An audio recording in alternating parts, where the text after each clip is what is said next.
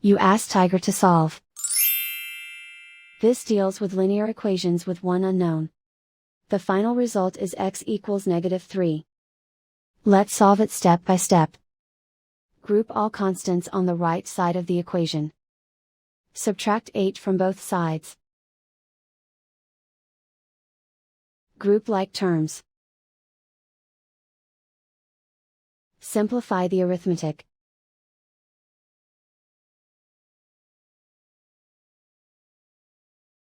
Isolate the x. Divide both sides by -3. Cancel out the negatives. Simplify the fraction. Move the negative sign from the denominator to the numerator. Find the greatest common factor of the numerator and denominator.